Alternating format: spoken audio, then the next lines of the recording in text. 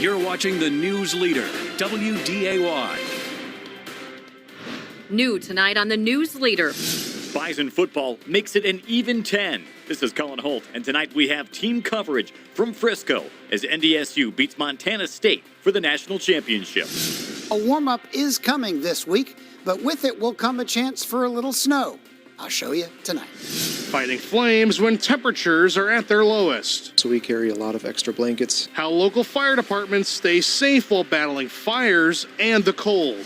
Leaders at West Fargo Public Schools are making an urgent push as the district sees rapid growth. We don't have space. Why they say an upcoming referendum could make or break the district.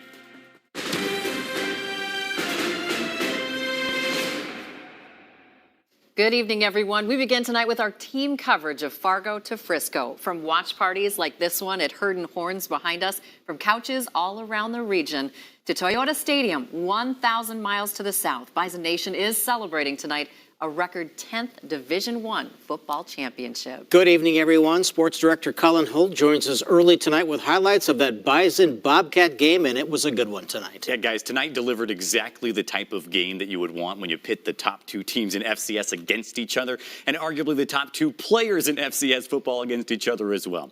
They call Frisco Fargo South for a reason. What a start for NDSU in this one. 2 drives, 2 touchdowns for Cam Miller. On this one, the Bobcats see parts. Miller goes 60-plus yards to the house. Bison up a pair of touchdowns. Former NDSU player and coach Brent Vegan gets his team back on track in the third. They made it a 3-point game, but Bryce Lance with a touchdown and 9 catches, that might have been his biggest one. It sets up this Joe Stuffle touchdown. But Montana State wasn't done. Star QB Tommy Mellott finally breaks free for his first rushing touchdown of the game.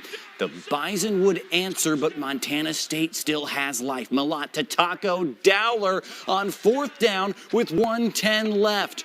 But the Bison hang on. They are champs again, 35-32. It is NDSU's first national championship since 2021, beating Montana State that year as well. We have team coverage from Frisco tonight, and we start live now with Dom Izzo. He's got reaction. Dom? Cullen, good evening here from Toyota Stadium. Cam Miller did not win the Walter Payton Award Saturday night. He may have not taken it personally, but his team did. Miller delivered an MVP performance to guide North Dakota State to a 10th Division I national championship, leading the Bison on 2 monster drives, including that late one that put NDSU up 10. I visited him after the game. His emotions overflowed about winning this championship. I've been overlooked my entire life. When I was in high school, I was overlooked. In college, overlooked. And Saturday, I was overlooked. And there was definitely fuel on the fire there. Coming up later on in sports, you'll hear from Bryce Lance, who 5 years ago in this stadium was in the stands to see his older brother Trey win MVP. Bryce with a monster game here tonight. Much more coming up later on in sports. And along with the reaction from Lance, we'll hear from Bison fans as well later in this show. Thank you, Cullen. To our weather now, and we are just getting used to the cold.